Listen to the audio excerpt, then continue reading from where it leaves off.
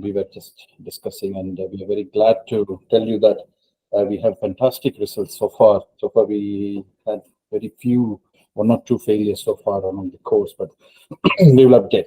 Anyway, I think most of you would have come on last Sunday for the first Taster Viva session, and this is the second Taster Viva session, and this is done as a warm-up session for our upcoming 7th FRCS course, which is starting this Sunday.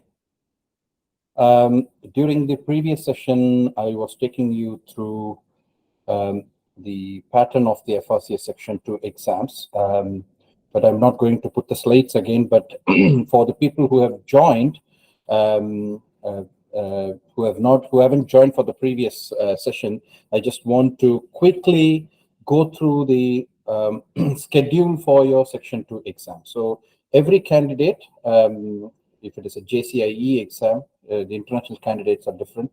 If you're a JCIE exam going candidate, you will be having exams for 1.5 days. The half a day is for your clinical examination, and then the full day is for 4 Viva stations. During your clinical examination, you will have 2 stations or 2 clinical examination sessions. One clinical examination is in general surgery, and another clinical examination session will be in your specialty. And each clinical examination session will be for 40 minutes. You will have 1 long case for 20 minutes and 2 short cases, 10 minutes each. For the long case, you will be having an actor or sometimes a real patient from whom you would need to get history. You don't need to examine the patient or the actor, but you need to get history from the patient. So throughout your clinical examination sessions, you'll have 2 patients, one for general surgery and one for your specialty surgery. When it comes to the Viva, which happens for the full day, but you will be coming at different time gaps. There are 4 Vivas. First Viva is a critical care Viva, where you will have 30 minutes. In that 30 minutes, you will be having 6 short scenarios. 6 short scenarios. Each scenario is for 5 minutes. Then you have general surgery Viva, where again you will have 6 short cases in your general surgery. Then you have your specialty Viva, where you have 6 short cases in your specialty. And lastly, you have the basic science and academic paper session, where you again have 30 minutes. In that 30 minutes, 15 minutes you will be discussing on basic sciences, and the next 15 minutes you will be asked to present a manuscript which is given to you. You'll be given a manuscript 30 minutes before the station. You will be having 30 minutes for you to go through the manuscript, take notes, and then you come here and you present it. This is how the exam happens. If you see overall, there are 6 sessions, 2 clinical examination sessions and 4 clinical Viva sessions. And if you see from what I have told, depending upon the specialty you choose, you will have 50% of the questions from your specialty. And the rest 50% will include everything else, starting from general surgery, critical care, trauma, then the other specialties, which includes everything else. So the reason why I'm telling this is, when you prepare for these exams, you should have a very strong idea of how to prepare for these exams. That's very, very important, because even if you have a 1-year time, the syllabus is huge, we cannot complete it. So you should have a very smart preparation, concentrating more on your specialty. Next comes your general surgery, critical care, trauma, then comes rest of the specialty. Next important thing you need to know is what is the level of knowledge you need for all these things. In your specialty, general surgery and critical care, you should have a consultant level knowledge. When I say consultant level knowledge, you should be able to manage these cases independently. All other specialties, you should have a knowledge at least up to ST6, I would say. In fact, if you are a non-colorectal or an upper GI trainee in colorectal and upper GI, you should have an ST7 level knowledge to appear for these exams.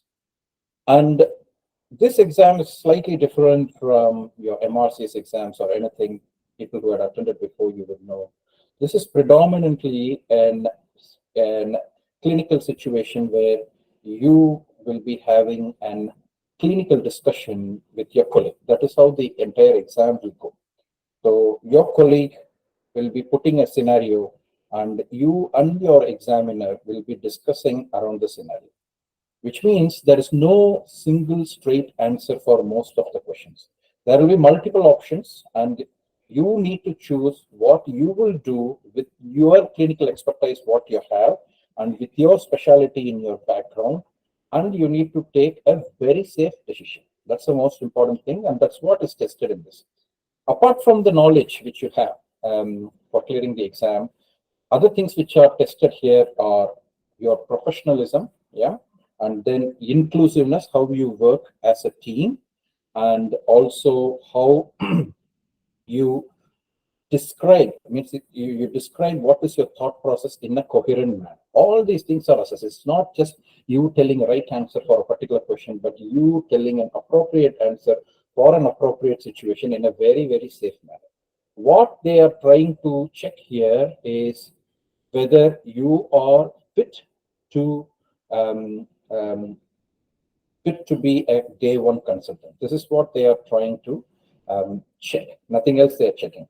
So I always assume, I always tell the candidates that they should assume these exams as an consultant interview, and you need to present yourself not only from the knowledge aspect, from the managerial aspect, from your communication aspect, your interpersonal skills, everything you should do. You should take this opportunity to expose, so that the other side person will know that, okay, you are ready to become a day one consultant. This is all about this exam, and your preparation should be focused on this. Okay, so the preparation for this exam doesn't come just by reading the textbooks. Yes, there are plenty of textbooks, millions of resources available, plenty of courses available.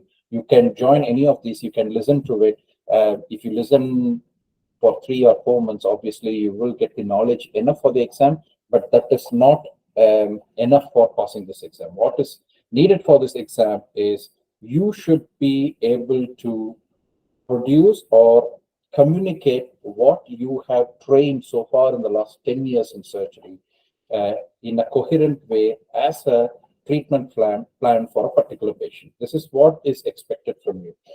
Another important thing is, even if you know everything, for example, you are a super smart super smart surgeon, you have a lot of knowledge, but the problem again, what it comes is, you should express all your knowledge, you should make all your clinical decision and plan a safe treatment within 5 minutes if it is a short case. Okay.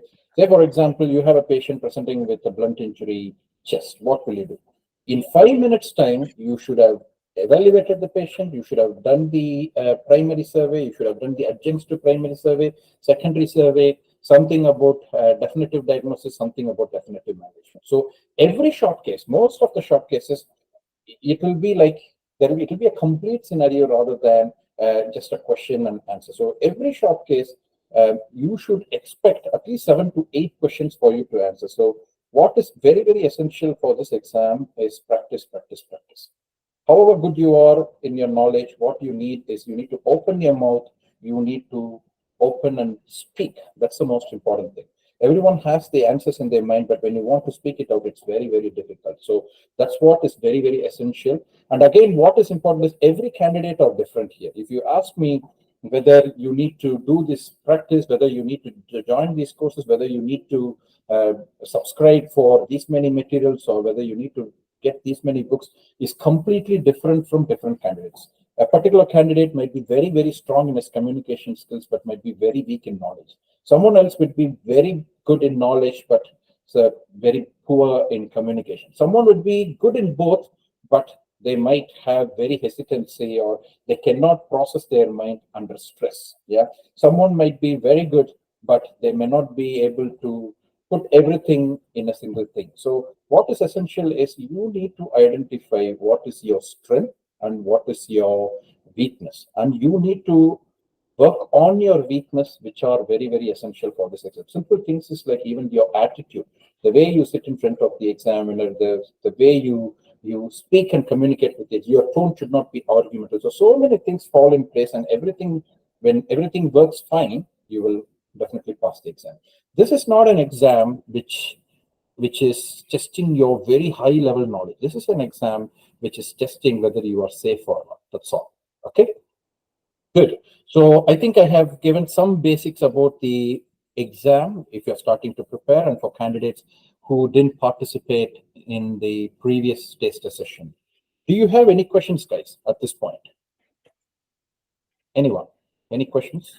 Can I ask if you put the session arrangement or what you have described now in the group, just to be more aware of what you have said now, like the stations, general, subspecialty, all this arrangement on the group, please? You mean the exam scenarios and exam day sessions? You mean, yeah? Yes. Yes. Okay, sure. We will do it. So because on the previous day I did share a slide, but I can share the same slide in the group. That's not a problem. Yeah. Thank you. Good.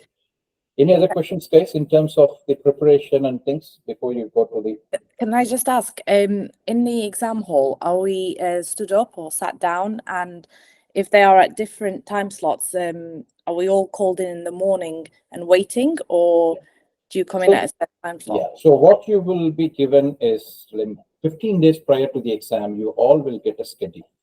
In that schedule, you will have, it's a complex schedule, which will have your name on different time slots. For example, in the long day Viva exam day, you will be answering only 2 hours. As I told you, have 30 minutes times 4 Viva. So you will be participating in 2 hours between 8 o'clock and 5 o'clock. So you will be having a specific time slot, which you need to be aware of. And you should be available in the pre-exam hall. There are 2 exams. One is the main exam hall, and there is a hall just in front of the main exam hall where candidates will be made to sit in a row before they walk into the exam. And there is a main public kind of a hall where everyone can gather, go and come. So you should be there in that main hall at least 45 minutes or 1 hour prior to your exam schedule. 30 minutes prior to your actual schedule, you will be called and you will be made to sit in a row just in front of the main exam hall. And once the previous batch candidates walk out of the exam hall, you all will go in your particular time slot. And then you can go. Say, for example, if your time slots are one at 9 to 10, second at 11 to 12, third is at 4 to 5. In between, you don't need to come. You can stay in your room. You can relax and come at least 45 minutes prior to the slot. So you will be having a fixed time slot where you walk in. And unfortunately, this exam happens in a big hall with like 40 tables. Each table will have 2 examiners and 1 candidate. To answer to your question, you will be sitting in front of the examiner, and the examiner also will be sitting. And there will be a bell when the 30-minute or the 40-minute time starts. Once they click the bell, the entire hall will become super noisy. It will sound like a fish market, to be honest. Yeah, everyone will be discussing, and each table is just maybe like 10 feet away. This is how it's not spread like very much. So you'll be having noises coming from all the tables. So it is a noisy environment for the 40 minutes or 30 minutes of your Viva. So you'll be sitting in front of them. But what is very, very essential is you need to sit in a way that you listen to the examiner very nicely, and also you should answer in a way that the examiner can hear you. You cannot be mumbling within yourself the examiner cannot listen. So this is how your exam happens.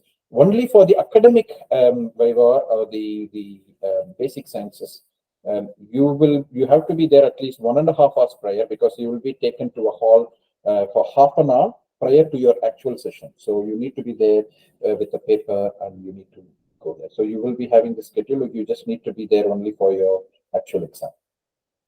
Yeah. Any other questions, guys? Others? In terms of preparation and stuff? No? Good.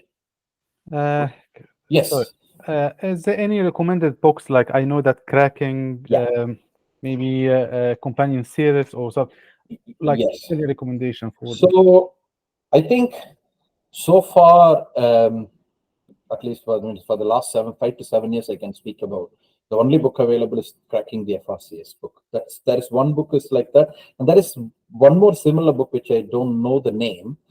These are the two basic books which is available for a long time, but there are two or three other books which is going to come up now, which is going to come up in the next few months. Okay, so I would say before even you start actually preparing for the exam intensely, that is 3 months prior to the exam, you should stick to one of these books and go through this just to get an idea about what books you need to get an idea about how the scenarios are, what kind of questions can come. But the problem with all these books is these books were written like at least 5 to 7 years before, and it's not at all updated. Everything has changed now. Your idea of going through these books is just to get an idea about what kind of scenarios they can ask, what kind of questions they ask. Again, companion series, I have never followed, and I think few of my colleagues would agree. Again, companion series is very much outdated, nothing else. So you can stick to one book. I would say you should try to attend all your MDTs. That is one thing which I would say. And the second important thing is there are a few podcasts which is available, which we can share. I can share the list later, which you can go through, which gives a lot of information. And of course, I would very strongly insist, if you are a very strong, knowledgeable person, I would insist you to join a course. Okay, there are 3 or 4 big courses which happens in the UK. Whichever different courses, focuses in a different way. Some courses are very intense, some courses are quite long. So depending upon whatever courses suits you, it's ideal to join the course, not only to know whatever is the updated information on various scenarios, but also for you to do a practice and do things. So this is what I would suggest. And I have Mina Girgis, he is our breast faculty in our group. I think he would like to add few regarding the resources. Hi, Mina. Yes. Hi, Manny. Can you hear me? Yes, we can. Right. Walid, I believe you're a breast trainee. Is that correct? Walid, are you breast, Walid? Yes, I am. Okay. So just to comment, it's mainly about breast and might apply to others as well. When it comes to breast, it's very tough now. Over the last 2-3 exam cohorts, they ask very detailed that no book would cover. Usually with any course, or if with us, we have tried to collate very dense material with all the guidelines and trials and all that, because there is no book that would cover it all. But I would say avoid companion. It's not just outdated, it's got wrong information. There are information that in the companion that is not just outdated, it is wrong. There are figures that they are wrong. There are decisions and some answers that are wrong. And unfortunately, these are asked in the exam. Cracking is good. Other books are good. Just companion, especially for, definitely don't go for the long one, the blue one for the breast, because that's not relevant to the exam. Okay, the information that is in the blue companion, the breast one, is not relevant to the exam. It's got things like ductoscopy, all that. These things are not relevant to the exam, and the most important stuff are not written in there. And the clinical core, there is one big book for everything. The breast portion that has got wrong information. This is my only reservation, but otherwise, any book is fine. It's not mainly about the book lead. It's all about the resources, the trial. There are many things that would be covered in our course or any other course. Yeah. Thanks. Yeah, means that's very important actually. As I told, again, this preparation, you should be very, very smart. Just don't go with searching in the Google and take all the resources available and going through everything. Try to have some mentorship, speak to people in your specialty who has already prepared, ask them which are the good ones and what is very, very essential. Basically, there's no limit for preparations for this exam. So you should prioritize what you need to concentrate.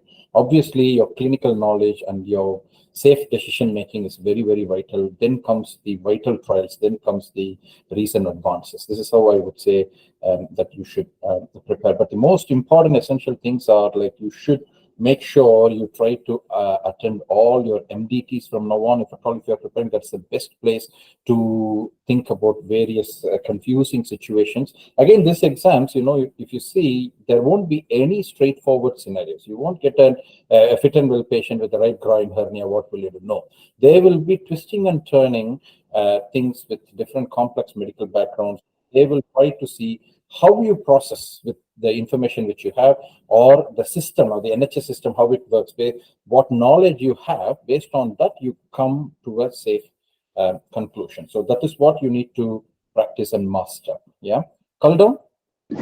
Yes, thank you. What about the companion of the general surgery? Is that also got some wrong information? Or... very difficult for me to comment on that, but how I use that book is basically just the index I used. I opened the index and I found what are all the topics there, and I made sure that I know some information about all the topics, that's all I used. Nothing else. To cover the topics. Exactly, just the topics there. Yeah. I am not sure how reliable, but obviously they are not updated. Most of even including the ATLS has been recently updated, which is not there in the companion, unless it is recently updated, which I'm not sure. Because a new series came in by the end of 2023, I guess. Okay. Just like November. Exactly. Just like, the 7th edition came into the market. To be honest, few months only. Yeah. To be honest, we generally, you can go through it just to know the topics which you need to be aware, but the information given in these books are extremely basic, and you need to know at least 10 times more information than what is provided in these books for this exam. Yeah. Okay. Yes. Okay. Thank you. Good. Any other questions, please? If not, let us go into Viva then. Yeah. So today what I'm planning to do is, we were waiting for the results. The results were good, and we have got few scenarios which came in the exam actually. And we thought we will discuss some similar topics. Of course, it won't be the actual exam questions or something, we'll be discussing some basic similar topics which was asked in the exam. So whoever wants to can raise your hands, and I will go one by one.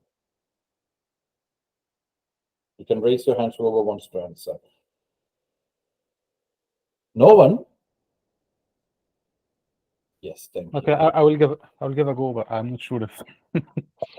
Okay. Fine. No, I will go with the order with which I have received. So I will go with Majid Obeid. Yeah. Are you there, Majid? Where are you? Yes. Hi. Hi. Welcome back. You are the trauma man, yeah? Yes. Good. I remember. I will be known like this. Yes, you are a trauma man. Exactly. Good. So which center are you from? Where are you from working? Where are you working? Kings. Right. Okay. Fine. So, Majid, imagine you are the consultant covering the week as an emergency general surgery consultant. You have a 43-year-old female with background multiple sclerosis coming to you with abdominal distension, not opening her bowels. She has past history of recurrent volvulus 2 times. She is coming to you now again with intestinal obstruction and abdominal distension. How will you approach the situation? 43, right? Yes. Okay, so I'll approach this patient with, as per the CRISP protocol from A to E, with simultaneous resuscitation, oxygen and IV access and fluid as needed, analgesia as needed. And then I'm going to take, if the patient fairly stable, I'm going to start taking history. In my history, I would take a history of the onset of the symptoms, progression, timing, and association. When the patient lastly opened her bowels, is there any abdominal pain? Is there vomiting? And if they're vomiting, an NG tube and full catheter. So answer to your questions, the patient was fine. She is in a 24/7 care home because she has multiple sclerosis. She has contractures everywhere. She can able to, with support, she can sit in a chair and eat by herself, but otherwise she needs a constant support by someone. Okay. And she had 3 times abdominal obstruction, kind of obstruction. Twice she had a sigmoidoscopy to decompress the sigmoid volvulus, which she had in the past. The last time she had was 4 months back. Again, this time, since last 2 days, her abdomen is distended and she's not passing wind. Okay. I need some collateral information from her carer if she can provide the whole history. After that, I would, if I can have the records about the other admission, what's happened, that would be great. Then complete medical history, surgical history, and performance status. As per the history, her performance status is at least PS2 to 3. And I would also, if I know the next of kin, or other member of the family, just to contact them when needed.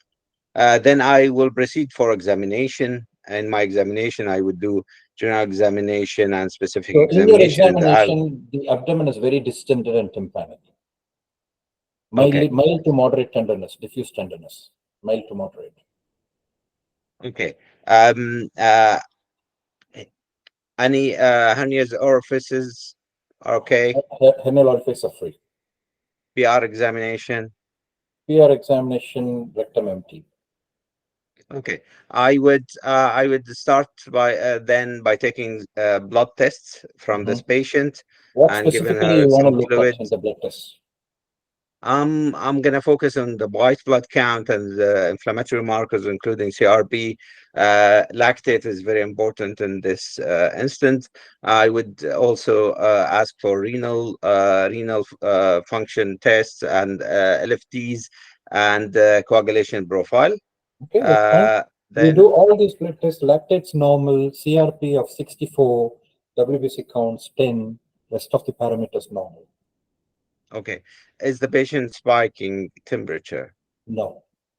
Okay. Then I'm going to ask for abdominal X-ray first, waiting for my renal function test to come back to do a CT abdo-pelvis with contrast. Why do you want to do an abdominal X-ray under CT? Sorry? Why do you want to do an abdominal X-ray under CT scan as well? Why? So abdominal X-ray could give me an indication about what's going on. It could be straightforward diagnosis about like a volvulus. However, the CT will give me information about, is the bowel compromised, is there perforation, or would CT won't give you information about the volvulus? sorry? Would Yes, CT of won't? course. Yeah, so that's fine. So this X-ray abdomen was not taken. You have done a CT scan, which is showing a sigmoid volvulus. Okay. What will you do now? Okay, based on this patient performance status, I would then admit the patient, put an NG tube, and I would discuss with the carer the next step of the management, which in my mind is I would just contact the colorectal team to do flexiseg to de-rotate the sigmoid. Okay. So when you tell this, the patient is telling you that you have been doing this for last 3 times. Is there any other option available? Of course, there are other options. However, it's need a discussion with the colorectal team, another team, due to her performance status, as this intervention needs a surgical intervention to do that, and obviously her performance status, at her performance status, she's not a very fit candidate for surgery. So what is her decision? She's 43 now. She's just 43. So how many times are you going to detort this sigmoid?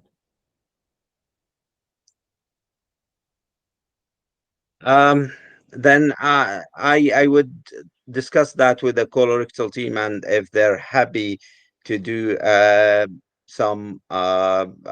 they're happy to do laparoscopic approach once the patient is fully optimized, and after discussion also with the anesthesia and the next of kin to Laparoscopic approach do for what? What Hmm? laparoscopic procedure, and do what? Sigmoidectomy and an endocolostomy. Why colostomy? Why not the primary anastomosis? For this patient, based on her fitness and contracture, it's more socially acceptable for her to maybe have that. But how do you Um, know? How do you know that it is socially acceptable? You're going to give a stoma for a patient who is going to have a stoma bag on the abdominal wall, isn't it? How do you know the yes, patient will be happy for that? I will discuss that with the patient and the carer, of course. Okay. And What the are the other option is what the are the other other option options? is to do direct anastomosis, which that depends on how dilated is the other part of the colon, and what's the Wh- condition of the other part. What do you mean by direct anastomosis? No, you told direct And and anastomosis. so end-to-end anastomosis or end-to-side anastomosis, it depends Mhm. on the configuration of the anastomosis. Fine. What are the indications for doing a surgery in a patient with sigmoid volvulus? When will you operate? Okay, the indication usually will start by if there is a bowel compromise, if there is a perforation suspected, diffuse peritonitis, high fever, high inflammatory markers. These would require direct go to the theater. However, if these signs or symptoms are not present, um, decompression with sigmoidoscopy would be first attempted to intubize the patient, then an interval surgical intervention would be considered based on the fitness of the patient for surgery. Good. Good. What if the same patient presenting with same abdominal distension, and do you do a CT scan which is showing cecal volvulus? On that instant, again, on the cecal volvulus, there are other it depends on this patient needs to go for surgery because there is a very low success rate of doing that with endoscopy. During surgery, it No, depends. when you say very low success rate with endoscopy, will you attempt endoscopy or not? No, I'm not gonna attempt endoscopy. No. And what surgery you would like to do? It depends on the how the cecum is. Is the cecum compromised or not? And how fit is the patient? If the patient fits, cecum is not compromised. Compromised, I would do right hemi. If the cecum compromised, I would do also right hemi or segmental resection. If the cecum not compromised and the patient not fit, I just derotate and fix the cecum. And depends on how dilated is the colon, either do cecostomy through the appendix or not. Do you think this is a less invasive procedure than doing an right hemicolectomy and an endoileostomy? Say you have an unfit patient. You have an unfit patient and you have a grossly distended cecum, but the cecum is healthy. Yeah. Would you do an hemicolectomy and an endoileostomy, or you would fix the cecum and do a cecostomy? It depends on the fitness of the patient, but I would Yeah, any unfit patient. Mhm. An unfit patient. If it is a fit Unfit patient, you would patient. have done a right hemicolectomy and an ileotransverse anastomosis, isn't it? Yes. So my question is, you told about cecostomy and cecal fixation. Yeah. Have you done it before? I haven't done it now Okay, fine. myself. Let me stop here. Okay, you did very, very well, but few things is whenever a question is asked in the exam, there are some catchphrases. When I say catchphrases, in this patient, multiple sclerosis is something which is added to a normal case for you to include that in your treatment plan. Okay. Similarly, when you get a case in the exam, you will have a patient with background atrial fibrillation. You will have a patient with a pacemaker. You will have a patient who had a DVT and on oral anticoagulants. When such things are given, it is a responsibility of the candidate to make sure that you include that part of it in all your discussions. Okay, so you would definitely pass in this situation, but you would score 8 marks if you had told from the beginning, you would have told, I am concerned about the situation because I have a patient who is very ill with the background autoimmune problem, multiple sclerosis, and coming back to me with recurrent volvulus. Okay, so my concerns here are this recurrent volvulus, whether it is an ischemic bowel or it is an recurrent volvulus without a compromise of sigmoid colon. I would go there, evaluate the patient based on the CRISP protocol. You told whatever, which is absolutely fine.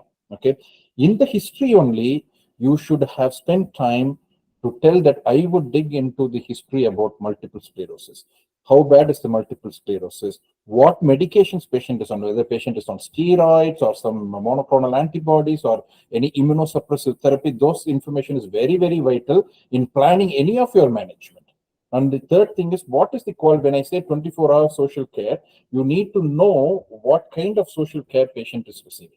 When you say whether patient is bedbound or sitting in a chair, whether patient has bed sores, whether patient has continence or patient used to leak, whether she can take care of herself, what was her bowel habits of late, those things you need to check.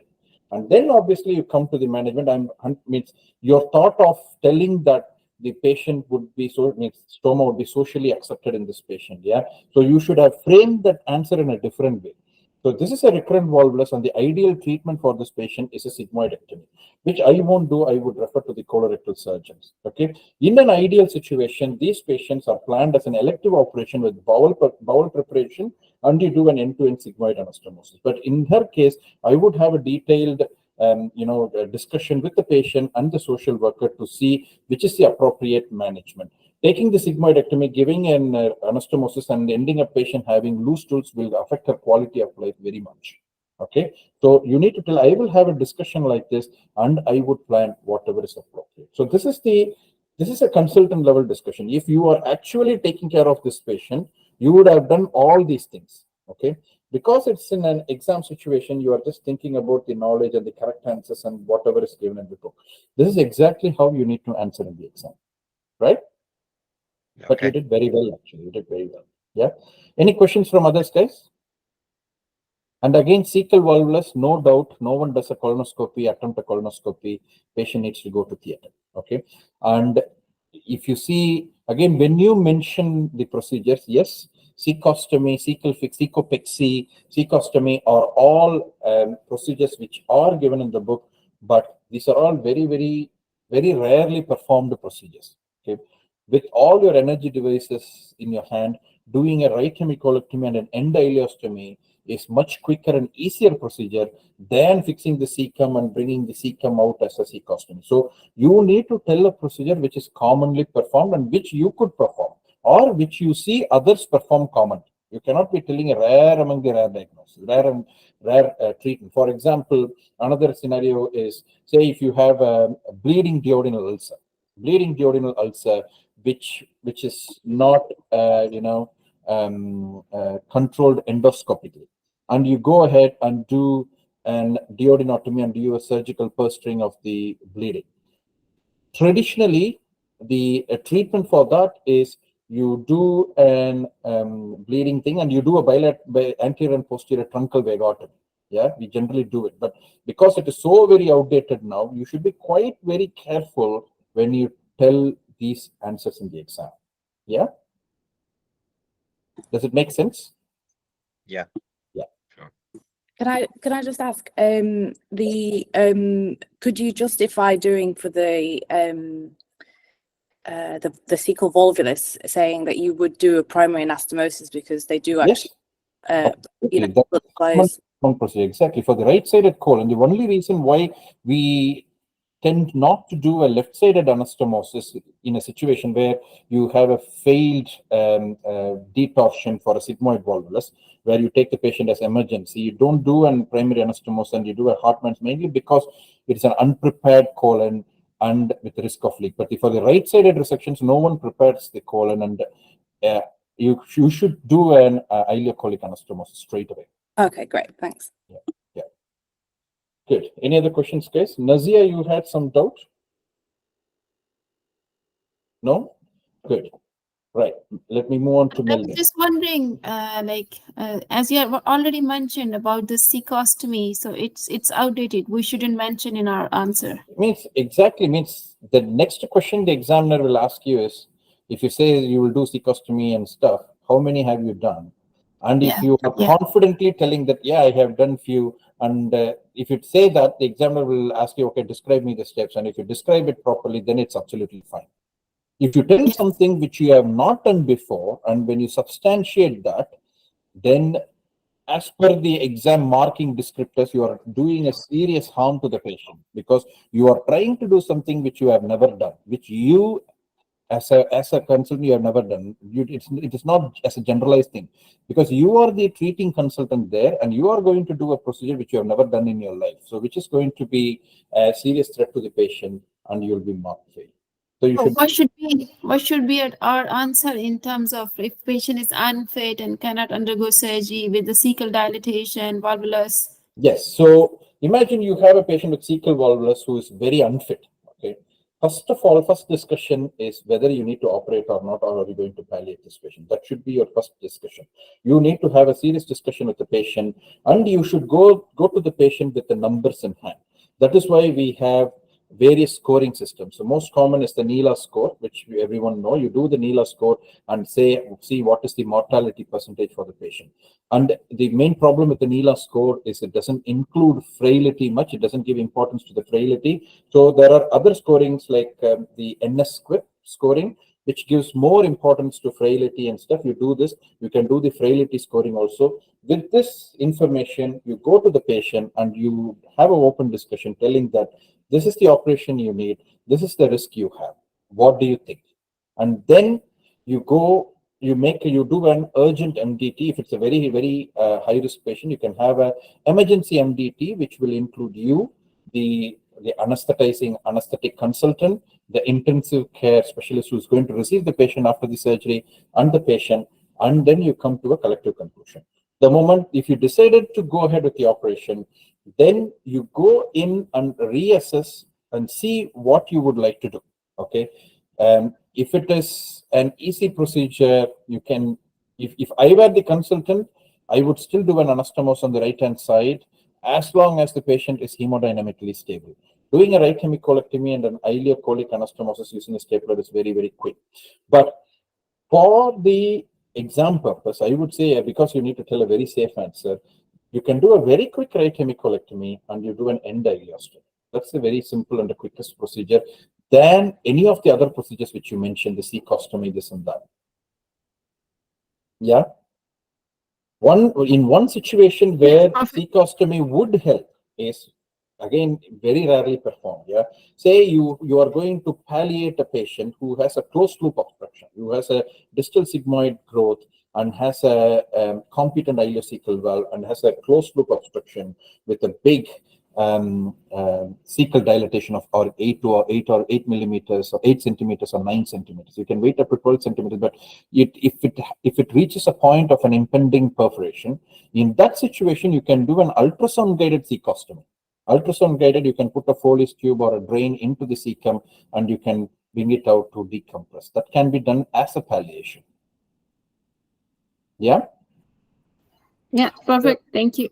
I'm so sorry. Can I ask? It's like this Foley's tube as a palliation until the patient stabilizes, and I will go back to do right hemicolectomy until my ileostomy? No.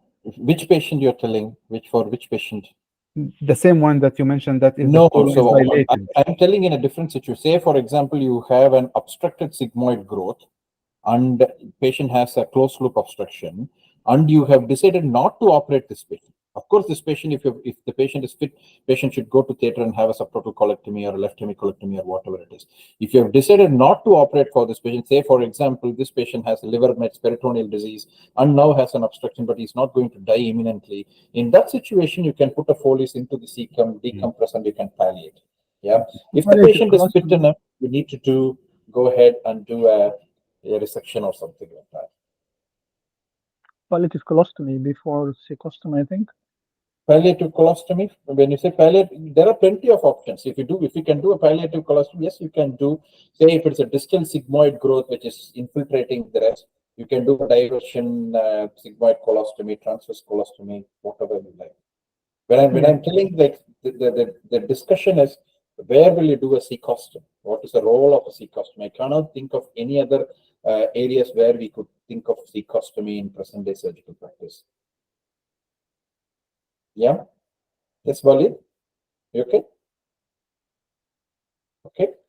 Melvin Joy, or you want to participate? I think. Kamran, do you have any doubts? No, actually, it's okay. You answered the question. I raised my hand earlier, and for this discussion, if you are right that for palliative patient, if you are doing something electively and you are suspecting impending rupture of the bowel, then in that scenario, the only option that you can do is cecostomy. But for emergency situation where you are suspecting that the bowel is going to in the patient is no other way than the cecostomy is never an option. That's what I raised my hand before that, but you already discussed. That's fine. Thank you. That's fine. Thank you. Walid, do you have any more questions? I'm fine, thank you. Perfect. Melvin Joy, you want to go for the next one? Yes, sure. Yes, Melvin. Imagine you have a 60-year-old female, okay, who is coming to you with sudden onset central abdominal pain for 24 hours duration with bilious vomiting. Okay. Patient had a previous history of Roux-en-Y gastric bypass for bariatric procedure done 2 years back. Yeah. How do you approach? So I would approach the patient and initiate resuscitation in a crisp protocol manner with A2E. And then once the resuscitation is underway, then if they're able to provide a history, I would take a focused history, paying particular attention to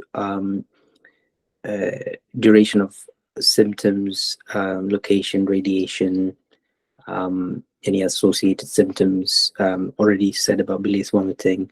Are they opening their bowels? Are they passing flatus? Any other surgery apart from the Roux-en-Y? How does the Roux-en-Y was done? Was it laparoscopic or open? Do you think they'll do an open Roux-en-Y gastric bypass for a bariatric procedure? In this day and age, probably not. It's unlikely. Fine. Okay, so a patient says that patient had this Roux-en-Y gastric bypass 2 years back in Colombia. Okay, and she has lost 40 kg weight. Okay, and the patient was absolutely fine. And suddenly last night, 10 o'clock, she started having severe central abdominal pain with vomiting. And she called the ambulance and she's here with you. Okay, so the differential diagnoses I would think about would be an acute small bowel obstruction. It could also be something like acute pancreatitis, ischemia, bowel ischemia, secondary to sort of obstruction again, possibly. These are the kind of things that are going through my head. So what will you do now? Yeah, so I would initiate sort of resuscitation, as I said before, ensure their blood tests are checked to see what their renal function is like, make sure they have a urinary catheter inserted, a nasogastric tube inserted, and check their Weissel count, CRP, lactate, and then if so they... You have done all your blood tests, the blood tests are within normal limits. Okay, so I would examine the patient to see if they're peritonitic, and if they were, then I would proceed to IV contrast in hand to CT abdomen pelvis with probably a triple phase CT. Okay, so this patient Clinically, you examine patient has a tender central abdomen. Patient is not peritonitic. Okay, and you go ahead for a CT scan. Normally, when a patient with Roux-en-Y gastric bypass patient comes to you with an abdominal pain, what comes into your mind first? The most serious thing I can think of that comes into my head is, could it be a kind of Peterson's hernia causing us small bowel obstruction? Okay, fine. So you do a CT scan. Unfortunately, I cannot put CT scans here because this is an open forum, open to all, and I have some restrictions. So you do a CT scan. The CT scan report comes out as there is a twisting of the small bowel mesentery. Okay, query internal hernia, query mal rotation. Okay. So I would look for sort of features within the CT that makes me worried. So see if the bowel wall that's all looking fine. is enhancing bowel wall. Okay. I would, in the initial stages, obviously, I would continue with conservative management with drip and suck. If the patient's not improving, then I think I'd have a low threshold to intervene. Drip and suck. How long you are going to drip and suck this patient? If the patient was not peritonitic, had normal observations and normal examination findings, 24 to 48 hours. So after 48 hours, what will you do? If they're still... At the moment, you feel the abdomen is slightly tender, yeah, and you did a CT scan which is showing these findings. Yeah. You manage for 24 hours. Next day, you see the tenderness is same. You manage another 24 hours, the tenderness is the same. I would consider giving the... I would give the patient gastrografin to see if that would help. Do you think an internal hernia or mal rotation will reverse back with gastrografin? Unlikely, but I would have thought if there was significant malrotation, they would have signs. Okay, imagine this patient, by the time you're waiting, the radiologist is calling you, telling that I'm extremely concerned about this patient. The mesentery is completely twisted. There could be an internal hernia. I think you should take this patient to theater. This is what the radiologist tells. But the patient is fine, hemodynamically stable, blood tests are normal, except for this tenderness. What will you do? So I would take the advice from the radiology consultant seriously. The fact that it is mesentery that's involved and with an internal hernia would suggest that it's unlikely to untwist itself without sort of intervention. So I would explain that to the patient and counsel them regarding an operative management at this point. How will you do the surgery? In my hands as a day one consultant, I would probably do a midline laparotomy. And do what?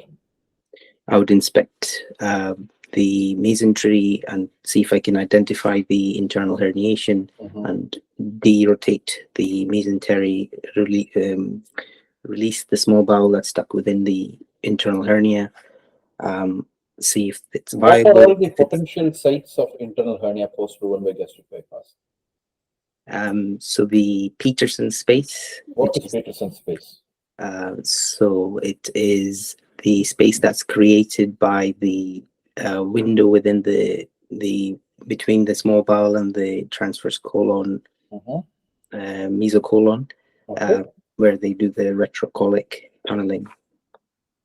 So that is Peterson space. What are the other spaces? Other defects following Roux-en-Y gastric bypass? Sorry, I don't know. Okay, let me stop here. Okay, so again, in the exam, you did well. You did well. If I know you and you know me, I would say you did well.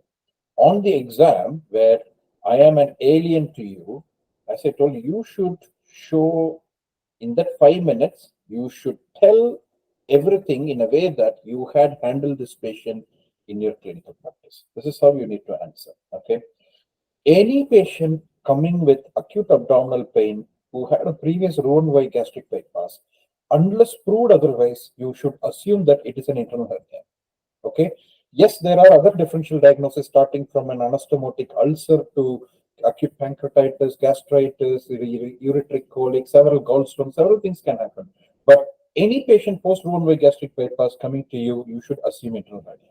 Okay, you need to tell that I am concerned about this patient post-Roux-en-Y gastric bypass. The first differential diagnosis running in my mind is to rule out if it's an internal hernia, which is a surgical emergency. Okay, that is the first thing. Yes, you will go there, evaluate and resuscitate the patient based on the CRISP protocol. That's fine. You examine the patient, you check for tenderness, you did blood tests, everything is fine. You did a CT scan. Again, you all need to know that a CT scan post-Roux-en-Y gastric bypass may be completely normal. Okay, but still it can be an internal hernia. Okay, if a CT scan tells there is an internal hernia, definitely there is an internal hernia. If the CT scan reports that no obvious intra-abdominal pathology is identified, this is the report, and if the patient is still having pain, you still need to take this patient to theater. Okay, waiting for 24 to 48 hours is a suicide for this patient. Yeah. If the CTS comes, means obviously what more you need for this patient to go to theater. There is a complete twist of the mesentery. Okay, there is an internal hernia, and patient presented with acute abdominal pain with vomiting. What more do you need? This patient needs to go to theater urgently. Next important thing, you are not going to operate this patient unless you are an upper GI surgeon or a bariatric surgeon, because this is a named bariatric complication which is usually dealt by bariatric surgeons. So you need to know where is this patient, whether the patient had here, or if you, what is the regional bariatric service. If you have a bariatric surgeon in your hospital, you need to call him. He will come and do, because he would do these, he would have done these cases at least 50 times and he can do it laparoscopically. If you do, you will end up doing a massive laparotomy, and identifying these hernias in this patient is quite very difficult. If you see, everything will be twisted because the alimentary limb or the biliopancreatic limb in these cases are like very, very long. It's like 100 centimeters, and this identifying the anatomy is quite very difficult, and you will see the entire bowel which is stuck in. Then you may not be able to do it unless you have some experience. Yes, you will do it if the patient is peritonitic and you don't have a bariatric service. In the same patient is not peritonitic, you can still refer the patient to the regional bariatric unit and they should do this. Okay, and it's again a very, very common question in the exam, post-bariatric surgery complications. So you need to know what are all the defects which forms following bariatric surgery, what is this Peterson defect, other one is the mesocolic defect, other one is the jejunal anastomosis mesenteric defect. So when you go in, you remove this, again they will ask you, it is not easy to go identify the defect and take it out like how we do normally, like a band obstruction and stuff, you know. So you need to, if you have seen someone doing this hernia, you will know. So there are two fixed points in the bowel. One is the DJ flexure and other one is the IC junction. Yeah. So you identify either the IC junction or the DJ flexure, but preferably in these situations, go to the IC junction and then you pull the IC junction. As you pull, the hernia will automatically come out. Okay, so this is how it is done. If you go and dig into small bowel mesentery here and there, you will see mesentery which is twisted. When you handle, you might further taut the mesentery. You can make a 180 degree into a 360 degree twist and can cause more bowel compromise. Yeah, so ideally go to the IC junction and you start pulling it and then it comes out. All right, good. Any doubts from others? Anyone else? Any doubts? Yes, I got a question regarding you named the three spaces, the Peterson, which is between the alimentary limb and the transverse mesocolon superiorly, I think.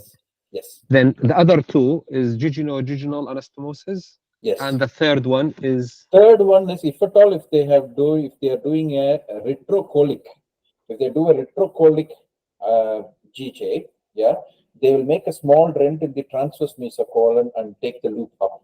That defect in the transverse mesocolon is a third defect. So the Peterson defect is between? So the Peterson defect is the bowel goes up. Yeah, if it is an anticolic, GJ, the small bowel goes up and the transverse colon is behind. So between the small bowel mesentery, which is going anterior to the transverse colon, and the transverse colon posteriorly, you have this Peterson defect. So the procedure is by default anticolic, not retrocolic, is it? No. It's majority of them do anticolic, exactly. Majority. Yes, okay. Exactly. Yeah. Okay, thank you. So, could I ask in our differential diagnosis if we can put like an ulcer between the, let's say, the stomach pouch and the Yes. jejunum, Of and course. also if afferent loop syndrome, like all this can be, because it's only tenderness, it's not peritonitis. Am I right? Exactly. So you need to tell that. So as I told, I am concerned. My top differential diagnosis is an internal hernia. However, I would keep other common differential diagnosis, which includes a cholecystitis, biliary colic, acute pancreatitis. It could be a gastritis in the remnant pouch. It could be an GJ anastomotic ulcer. It could be anything. Yeah. Thank you. Good. Any other questions, guys?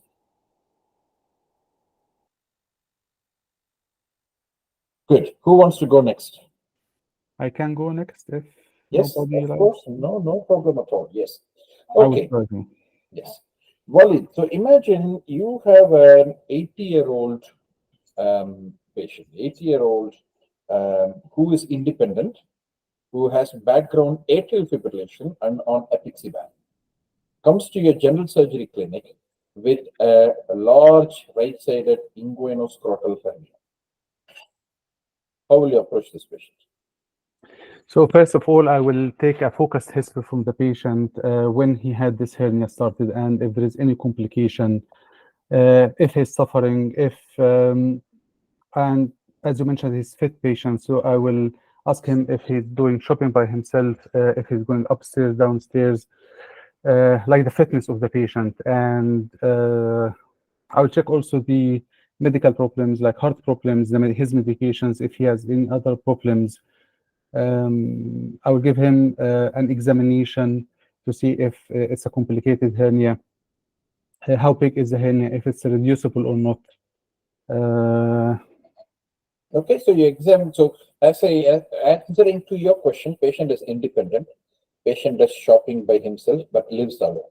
Patient has been having a large right-sided swelling, groin swelling, which was reducible in the past, but of late for the last 2 years it is not going in. And he is coming to you because he has a significant discomfort. That's why he has come. So if he has significant discomfort, as I mentioned before, I will see if there's any complication affecting his bowel movement, and also I will ask about the flex signs of any colon cancer that may cause this hernia to be aggravated or complicated, like chronic constipation due to any colon cancer. Any chest problems, any prostate problem as well, like make him straining, causing all these problems. So first of all, I will check all these medical problems, and I will be sure that I manage all these medical problems before I offer him an operation if he's feeling discomfort. And if Would you like to examine this patient? Yeah, I will examine the patient. I will examine his chest if there is any like COPD or bronchial asthma.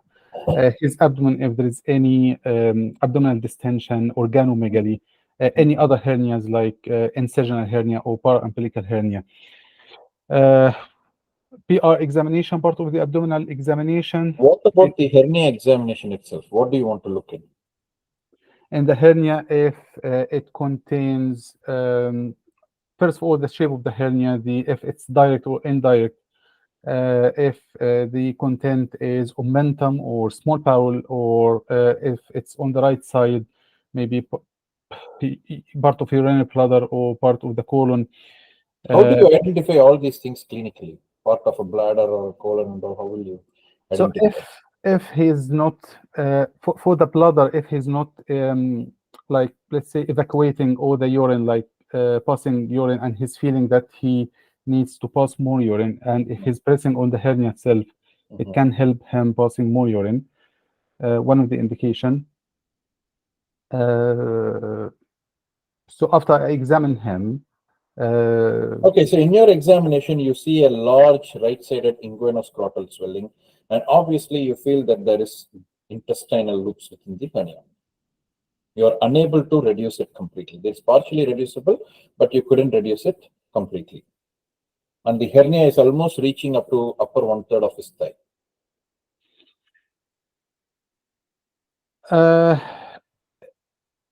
as I mentioned, he's 80-year fit patient, and he's suffering from discomfort in the hernia. So it will be a difficult operation if I offer him an operation because of the space of the abdomen to reduce all this content. So I would prefer to refer him to one of the hernia consultant, as I'm a breast consultant. So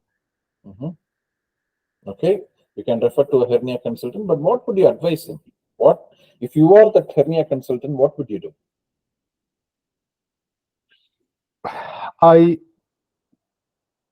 If the patient imminently wants to be operated, it will be like maybe a staged operation. What like is staged operation in hernia? Like creating some sort of pneumoperitoneum to make more spacious space in the abdomen. And once I get that, I can offer him an operation to reduce all the content inside the abdomen and repair the hernia with mesh. Okay, so my question to you is, will you operate at all? Why don't you just leave him instead of giving him all these problems? He's 80-year-old, yes, he's old patient, but he's fit, and he's complaining of discomfort. And if he's now complaining of discomfort, he may be having complicated hernia in the future.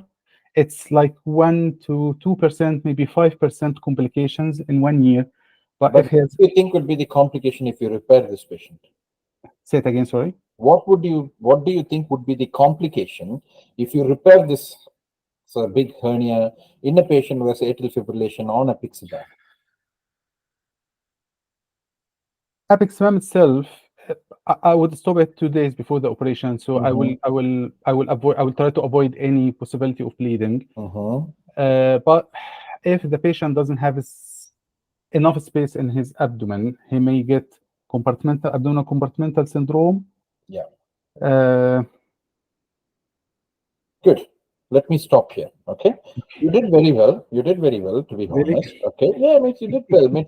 Again, certain things, this is a patient which again, in the exam, when a question is asked, your preparation should be in a way that you should be able to pinpoint what is this question is all about. Okay, so in this question, obviously, by the time when I asked, you should be ready in a way that, okay, this question, the whole theme is about how am I going to decide an operation for this patient? This is the whole theme of this scenario. So you should prepare your mind. So whenever a question is asked, you should know what is this theme. So you need to jump quickly, finishing off the initial stuff, and jump into this theme and play around in the theme. So this patient, I told, because the theme is decision making in this complex patient, you should tell that I'll have a quick focused history. I will ask how long is the history. I will examine the patient, and then I'll make the diagnosis. Then obviously examiner will tell these are the findings. Then obviously you need to tell this is a very high risk patient. You need to tell, because if you are sitting in a clinic, if you are the surgeon who is going to operate this patient, you are going to think of these things. He is 80 years old. He is taking apixaban, and he has a large inguinal-scrotal swelling, which is causing him discomfort, okay, because of the size. So you need to further dig into this discomfort. Yes, you did, where the patient had an obstruction in the past, things like that, which is very good, okay? But most importantly, the thought process of you was very, very good. So if you reduce it, he may not be able to breathe. He may not have much space to accommodate all the intestines inside. Okay. And if at all, if you need to do, there are other maneuvers, like you can give a Botox injection to relax the abdominal wall. You can give a, graded pneumoperitoneum to stretch. But do you think all these things are worth in this patient? That's the most important thing. So any surgery you offer, you need to be pretty sure that you are giving a benefit to the patient than risking the patient. Yeah. So here it needs a lot of discussion with the patient. The first answer you need to know is whether you need to operate or not. That depends upon what is the function status, what is the symptoms, how is the patient coping up. Okay. And obviously you can also tell that I will tell these are all the red flag signs. I will tell the risks of doing this operation, including a death and patient having a severe respiratory failure following reduction. And maybe I will give a 6 months time for the patient to observe how he feels, and I will reassess him in 6 months time to decide what surgery needs to be done. So these are the ways this could be played, but you did well. Okay. Any questions from others, guys? Yes, Maria. Yeah, sorry. This scenario, why would you give the patient Botox for a groin hernia? Yeah. So Botox is not given for groin hernia. So as he told, if it's a large inguinoscrotal swelling, yeah, with say 1/4 of the content which is come out, when you want to push it in, okay, there may not be much of an abdominal space to accommodate this bowel, and this can cause a lift in the diaphragm and can cause respiratory compromise. So in order to increase the capacity within the abdomen, yeah, there are few things which you can do. One is this graded pneumoperitoneum to stretch the abdomen, or you can even give Botox to relax the abdominal wall vessels, abdominal muscles, so it can accommodate. Yeah. Okay. This is exactly the same thing where when we do a major incisional hernia repairs, where we want to do a component separation. If you see major abdominal wall reconstruction units, we use Botox. Yeah, I mean, that I understand. I've never seen it for inguinal hernia, but No, okay. it's never done. No one does even the, No. very rarely we do this graded pneumo. This is all textbook things. Yeah. Okay. I've never seen, I don't know if anyone has seen this also. And this is my question. If I answer this in the exam, doing that, okay, gradual pneumatic, like this stuff, or Botox injection, and I didn't see it before, I haven't done it before. Yes. So how you can escape from this situation is, if you have not done, you need to tell that this is a complex patient. As you rightly mentioned, your answer was very, very good. I am a breast surgeon. I never do an inguinal hernia. I refer this patient to an inguinal hernia surgeon. That's a very safe answer. The examiner will tell you that, imagine you are the surgeon, what will you do? Okay. You need to tell that I don't have much of the experience with this patient. So I would be very, very hesitant to operate myself, and I will refer to the patient refer to the consultant who has much experience, or I would get help from others. I am aware of certain techniques like graded pneumoperitoneum and these things. However, I have not seen personally, but those are the options for this patient. That is how you approach. Yeah. Thank you. Good. Any other doubts, guys, from others? No? Good. Mohammed El Sabi. You want to answer the next one? Yes, please. Okay, fine. Good. Mohammed, imagine you are doing a general surgery clinic, okay, and you have an 40-year-old male who had some abdominal discomfort and was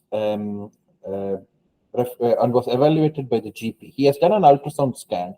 The ultrasound scan has picked up gallstones and also an 8-millimeter gallbladder polyp. This patient is referred to you now. How will you manage this patient? Well, I would take a focused history, asking about the pain, the abdominal pain, and in terms of site onset character as per Socrates, any relation to food or any associated symptoms. I would also ask for any red flag symptoms, any upper GI symptoms, or any weight loss, change in bowel habit. And also, I would assess the performance status of the patient. I would also make sure that the cause of the pain is biliary rather than some other, Fine. like. So the patient says that patient was absolutely fine. Patient had some lower abdominal discomfort following some, food poisoning, and he had some loose stools for 2 days, and eventually pain had settled. The GP had done an ultrasound scan just to see if he is missing anything, and that has picked up an gallstone with a gallbladder polyp, 8 millimeters. Okay. So from the history, it doesn't sound like the pain is biliary, but I would obviously proceed with examination. I would perform general examination looking for pallor jaundice and dehydration, and do a focused abdominal examination looking for any abdominal tenderness or any masses And Okay, all abdominal examination normal, no pain. okay, so again, from the history and examination, I'm not convinced that the cause of the pain is due to the gallstones, and of further investigating the loose stool and the abdominal pain. And I would think of doing stool examination. I would Well, you know, obviously patient say, says that patient had some loose stools a month before, and it all settled. And he went to the GP, and it's not in an A&E situation. Why do you want to struggle and do a stool examination now? Okay, no, fair enough. I thought it's just like now having some loose stool. So I would send routine bloods, including foot blood count, CRP, UNEs, amylase, LFTs, and as well as lactate. And I would also send urine dip for DIB and for MSU as well. And then because I'm still not pinpointing the cause of the pain, I would go for a CT abdominal with IV contrast to look for any obvious cause of lower abdominal pain in terms of. So this patient was very, very clear. Yeah, he had some pain in the lower abdomen with loose stools. Okay, which was a month before, and which settled. And a scan which was done for that pain picked up this gallstone. Now he doesn't have any pain at all. Why do you want to do an CT scan now? Because from the presenting complaint at the beginning, it was abdominal pain, which we. Or you're not convinced that it is an acute, say, gastroenteritis or something which was there for 2 days, which settled? Yeah. Yeah, that's what I Okay, wanted. for example, you had booked for a CT scan.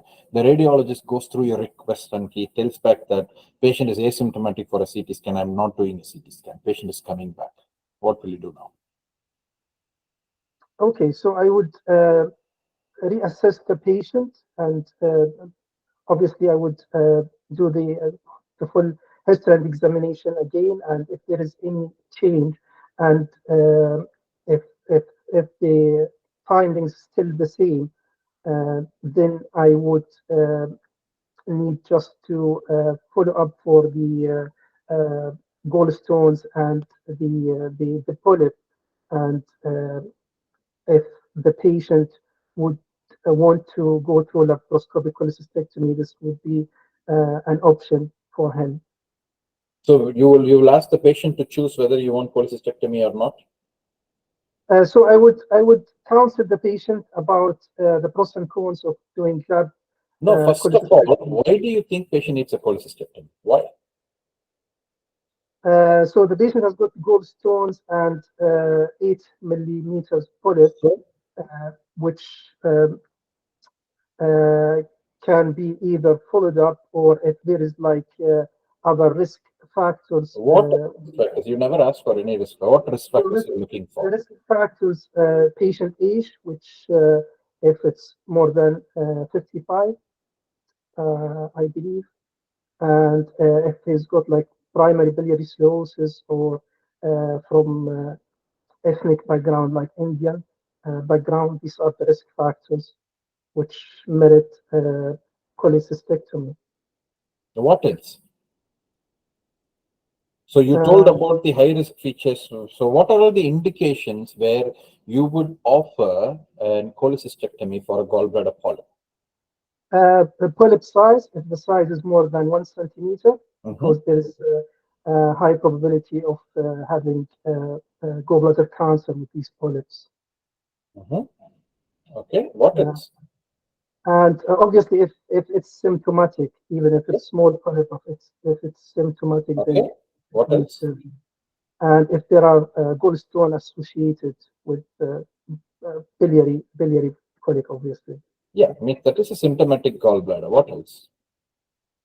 So you told about these high-risk patients, you know. So if they have these high-risk features, say patient more than 60, say an Indian background, it's not primary biliary cirrhosis, it is primary sclerosing cholangitis, background PSC, yeah, and the size. So if you have any of these things in the background, yeah, when will you offer the operation? Is it different from a candidate who doesn't have this background and still the size, or it's different? I would thought of as there is high risk of malignancy in these cases, I would offer like more expedited lab coli for. No, for these. what risk of malignancy? How do you choose? How do you think it's a risk of malignancy? There is association with gallbladder malignancy with these risk factors, but no, I know. So I know. So imagine an 8 millimeter polyp in a patient who doesn't have these risk factors. You have another patient, 8 millimeter polyp with these background risk factors. Both are asymptomatic. What will you do? So for the one without risk factors, we can follow them up 6 monthly with ultrasounds and looking for any increase in the size of the polyp. And if there is like increase in by 1 millimeter, we need to when it reaches 1 centimeter, then we need to offer lab coli. So how long are you going to follow this patient? So after 6 months you do, it's still 8 millimeters. After 1 year you see it's still 8 millimeters. What will you do now? So there's a protocol. I think after 2 years, if there is no change, then the patient can be discharged. Okay, good. What about 8 millimeter polyp in this high risk background with no symptoms? I would still offer them lab coli. For 8 millimeter polyp, you don't follow up this patient? If with high risk features, I think this is an indication for lab coli. Imagine you have these high risk features with a 4 millimeter polyp, asymptomatic. What will you do? Then we would follow them up. So what is your criteria? So for 8 millimeter, you told you will operate. For 4 millimeter, you won't operate. Why? Yeah, because there is like criteria for the size. If it's less than 6 millimeter, I think if less than 6 millimeter polyp, we don't follow up if there is no risk factor. But if there is risk factor, then we would follow up 6 monthly. And if it's like 6 to 9, there is like different criteria. Let me stop here.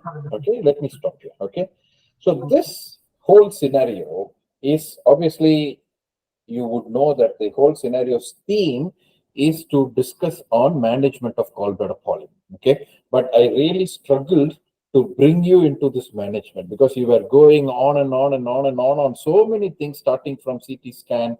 You want to do a stool test. You want to do assess if there is some other features and stuff. So as I told before, if this is a theme which is just to discuss the gallbladder polyp management, you should straight away jump into this gallbladder polyp management. You should have come in like 5 minutes before. It took 5 minutes for me to pull you into this. Okay. And again, when you came here, you know all the answers. You told everything, but you are not, you need to tell by yourself. Yeah. So you need to tell, okay, this is an asymptomatic gallstone with an 8 millimeter polyp. Yeah. So gallstone, you are not worried here because it's an asymptomatic gallstone. So the management will be based only on 8 millimeter polyp, what you are going to do. So I will see if the patient has high risk features or not. The high risk features are 1, 2, 3, 4. If the patients have any of these high risk features, as per the guidelines, anything more than 6 millimeters, I would operate. So this patient will have an elective cholecystectomy.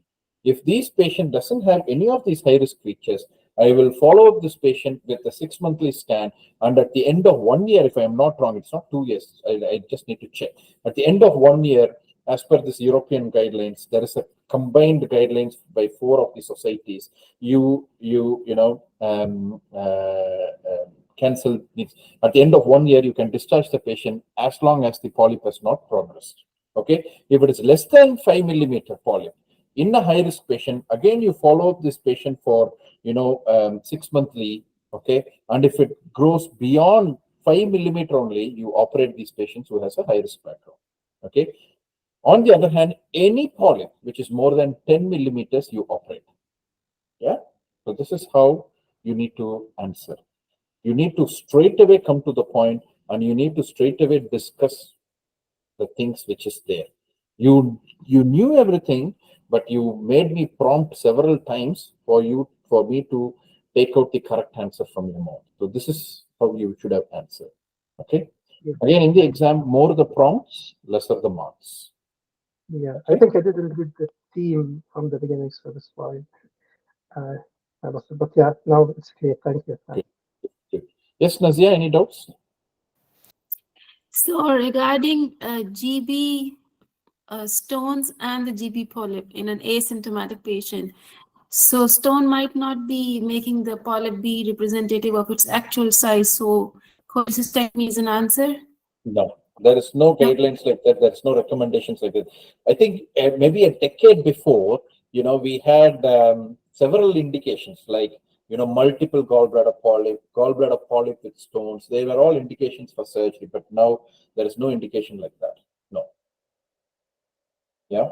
And whenever you have a patient, whenever you have scenarios like this, you will have other questions like what are the types of gallbladder polyps, what is when be cholesterol polyp, what is when be a true polyp, these are the things. Another high risk feature apart from these three, the fourth high risk feature is it is a sessile polyp. That is one of the high risk feature. If it's a sessile polyp, if it is more than 5 millimeters, yes, you need to operate. Yeah. Good. Any other questions, guys, from others? Unfortunately, I need to stop, but I have maybe another 10 minutes if you have any questions for you guys to ask. So I can go ahead with the last scenario. Okay. No, I thought I want to stop this because I'm just getting a recurrent calls from the hospital. I am not answering, so I need to stop here. I thought I texted them to call, but I can quickly go with a situation for you. Yes. Mani, can I ask a question, please? Yes. In terms of, you mentioned about the gallbladder polyp, Yes. about the difference between, is the guideline different between the sessile and non-sessile gallbladder polyp? Yes, so sessile polyp itself is a high risk feature, exactly like a patient from an Indian ethnic background, age more than 60, and by PSC, the fourth risk factor is a sessile polyp. Okay. Isn't there like thickening of the gallbladder wall? That was another one, isn't it? No. Yeah, more than 3 mm. Yeah, No. more than 3 millimeters. I did the exam 2 days ago. The part one. Mhm. No. So I will share you this thing. Okay, let me share the screen and show you what is the recent updated guidelines. Just a minute. And there's no mention in the guidelines about if there are multiple polyps. Exactly. Less than 5. Multiple polyps and all doesn't come. Yeah. So count like as a one polyp. Yeah, exactly. No, the biggest polyp size is what matters exactly. Okay. Let me open this and share it to you.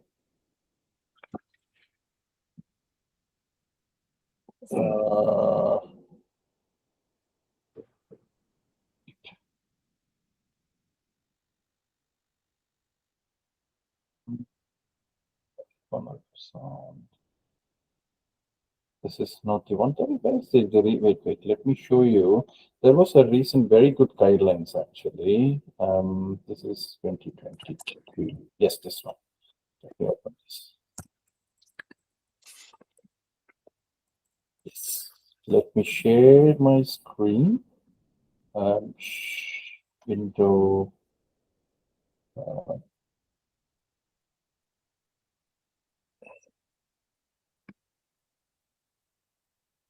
Can you see my screen by any chance? No.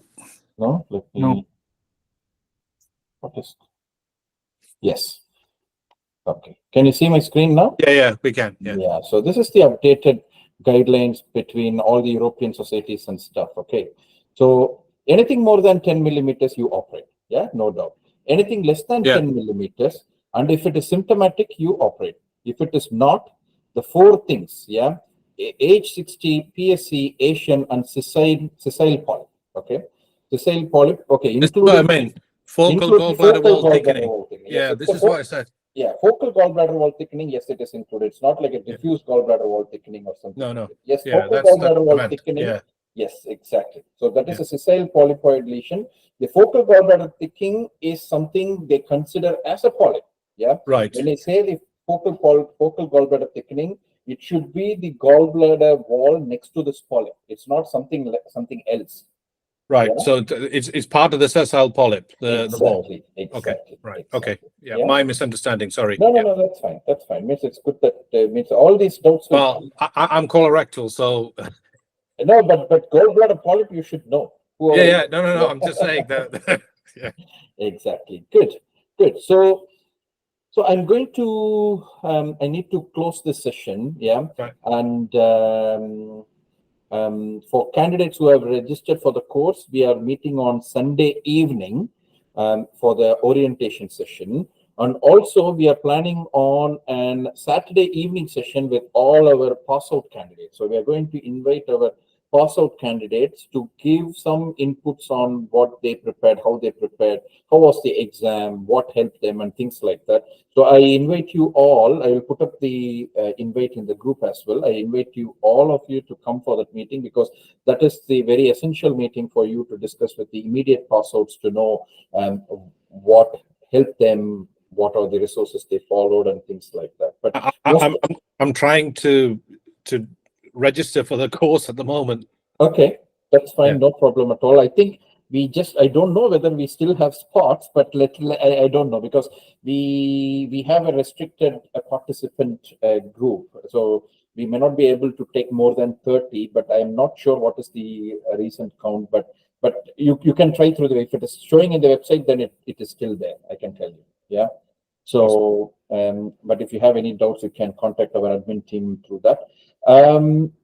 Yeah, so for Saturday evening, I invite you all. I will put up there, and candidates who have registered for the course, we have put up the schedule. Please make sure all your weekends and days are kept available for you to attend these lectures on the weekend. Yeah, thank you very much. And candidates who are planning for exams in the future, our exam preparation group will be there. Please feel free to ask any kind of questions in terms of your resources, what to prepare, how to prepare. Okay, this is not a place just for us to put some adverts and stuff. This is a place for you to form groups. If you have any other a method of studying, you can put up there. You can form groups within yourselves, and you can benefit out of it. Okay, so I wish you all the very best, whoever are preparing for the exams for the upcoming things. But we are very, very happy to guide and help from our end. Okay, all the very best and good night.